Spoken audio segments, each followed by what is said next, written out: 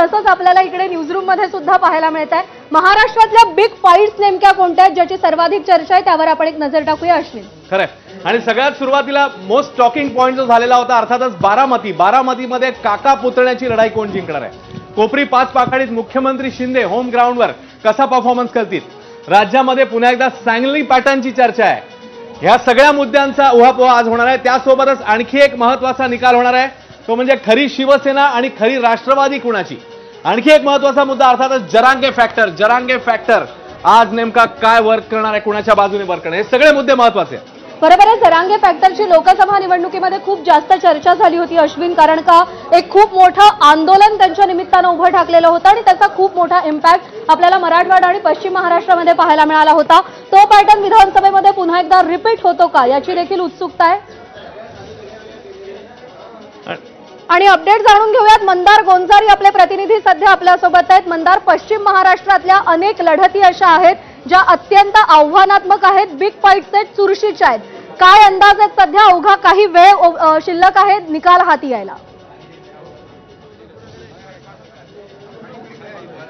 मी आता बारामतीमध्ये आहे। बारामतीमध्ये मतमोजणी ज्या ठिकाणी होणार आहे तिथे उमेदवारांचे प्रतिनिधी आणि कर्मचारी आतमध्ये जाण्यासाठी त्यांची गर्दी किंवा रांग माझ्या पाठीमागे पाहायला मिळते। तू जसं म्हटलंस, पश्चिम महाराष्ट्रामध्ये अनेक लढती या उत्कंठावर्धक आहेत, लोकांचं लक्ष खेचून घेणाऱ्या आहेत। मात्र अर्थातच सगळ्यांचं लक्ष आहे ते बारामतीच्या या लढतीकडे।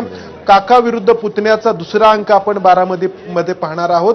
पहिला अंक शरद पवार यांच्या बाजूने गेला होता, मात्र आता ही निवडणूक वेगळी ठरली। अजित पवारांच्या विरोधात नौके युगेंद्र पवार मैदानामध्ये होते आणि दोन्ही बाजूंनी अतिशय चुरशीने प्रचार झाला। यावेळीची बारामतीची निवडणूक आतापर्यंतच्या बारामतीच्या इतिहासामधली वेगळी ठरली।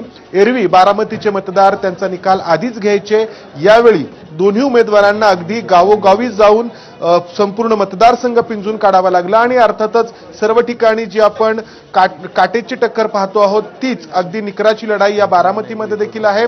पश्चिम महाराष्ट्रामध्ये इतर ठिकाणी देखील हेच परिस्थिती आहे।